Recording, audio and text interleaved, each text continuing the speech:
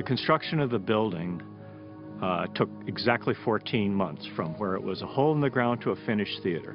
Now, this is something that can't happen anywhere else in the world. Las Vegas has the ability to fast-track construction. The theatrical consultants for the building was Cineplus, and they were responsible for the original conceptual design of the building. A round building, 2 balconies, 4,000 seats. So our theater, it has twice as many seats as the Cirque du Soleil O Theater, but the furthest seat is only 120 feet. So it's a more intimate theater for twice as many people. One of the challenges we had when we put the sound system together was the fact that the theater is round. When you're a sound person, a round building is really not a fun thing to work with. You have many reflections all coming back to the center where Celine is standing. So it took us quite a few times to get the speakers at the right place where we could actually have the echoes not coming back straight at her, but more diffused. So that was a big, big challenge to the thing. I saw the theater, beautiful, great, big machine, impressive, motivate me a lot, in the same time impress and stress me. It's a big challenge for a singer to perform in the desert, to perform every night in a dry environment. So my specification for the Colosseum, for the theater, was to have humidity on stage every night, and for sure humidity in my dressing room every night. So very often, before the shows and after the shows, I have a machine that I do some bronchosaline. I humidify my nose with saline every day. The desert, it's better to do it a couple of times a day.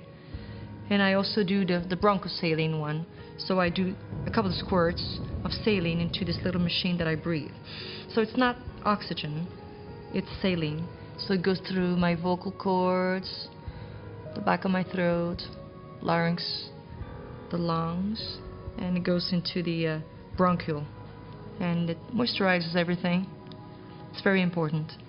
The scenic designer for Franco Dragon, Michel Crate, came up with the idea of being able to see the entire performer and the surface of the stage and the back wall of the stage, the screen, as a way of building the context to put Celine's music into.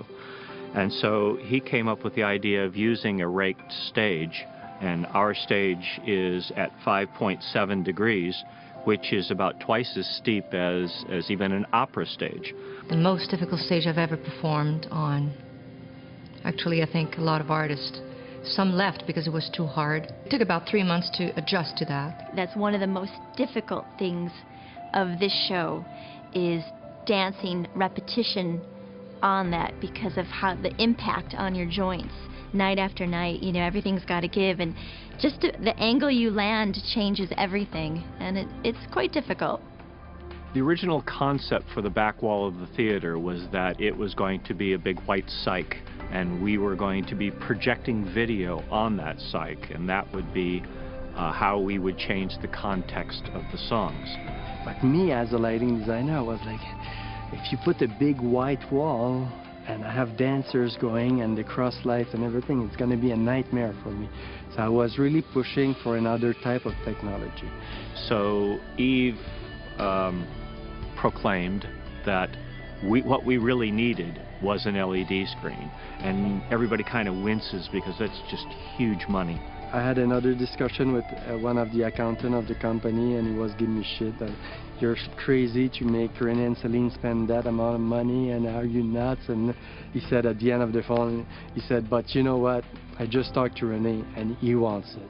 So I was like, oh, I have René on my side. We're looking at about $10 million.